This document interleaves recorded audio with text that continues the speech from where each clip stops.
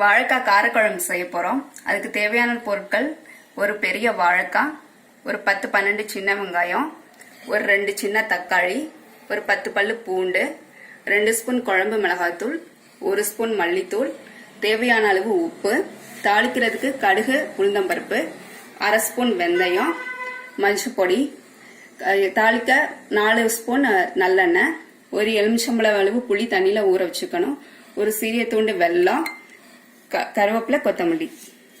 பற்ற வச்சு நம்ம கடாய் வச்சிடலாம்.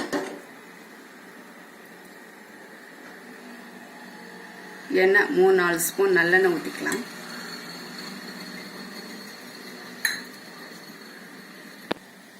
இப்போ எண்ணெய் காஞ்சோன்னா தாளிக்கிறதுக்கு தேவையான கடுகு உளுந்தம்பருப்பு,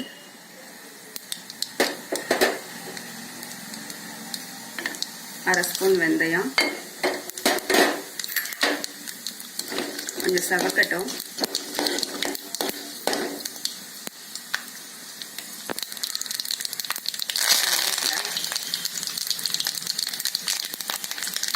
பத்து 12 சின்ன வெங்காயம்,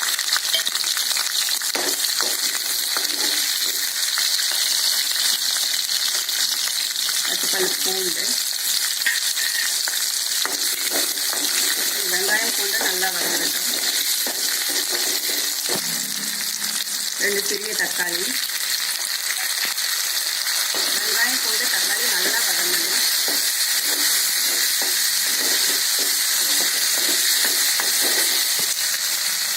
வெங்காயம் பூண்டு தக்காளி நல்லா வதங்கிடுச்சு. மஞ்சள்தூள், குழம்பு மிளகாய்த்தூள், மல்லித்தூள் 1 ஸ்பூன் நல்லா வதக்கிக்கோங்க. சின்ன சின்னதாக கட் பண்ண ஒரு வாழைக்காய் இப்படி பொடியாக கட் பண்ணி வச்சுக்கோங்க. நல்லா எல்லாத்தையும் மிளகாத்தூளோட கலந்து வர மாதிரி கலக்கி வச்சுங்க.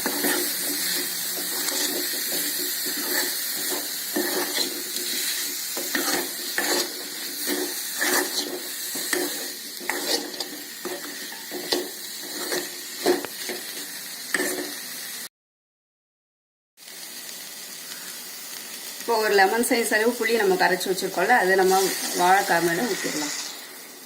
ஊற்றிட்டு தேவையான குழம்புக்கு தேவையான தண்ணி எவ்வளோ வேணுமோ குழம்பு திக்னஸ்க்கு தேவையான தண்ணி ஊற்றிக்கோங்க.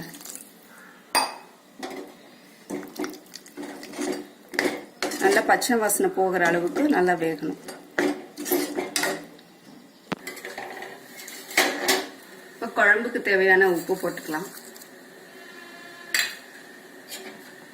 நல்லா குழம்பு கொதிச்சு வரட்டும், சுண்டி வரட்டும்.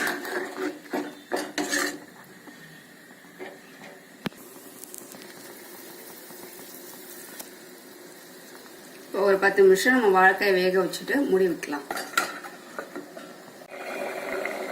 ஒரு 10 நிமிஷம் ஆச்சு. நம்ம குழம்ப திறந்து பார்க்கலாம்.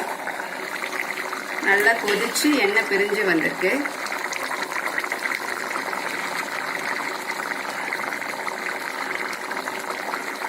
நம்ம வெல்லம் சேர்த்துக்கலாம். காரம் கொஞ்சம் அடிக்காம அந்த காரத்தை பேலன்ஸ் பண்றதுக்கு ஒரு வெல்லம்,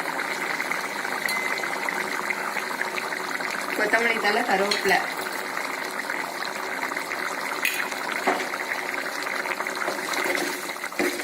நல்லா குழம்பு நல்லா சுண்டி வந்திருக்கு. வாழைக்காய் காரக்குழம்பு ரெடி.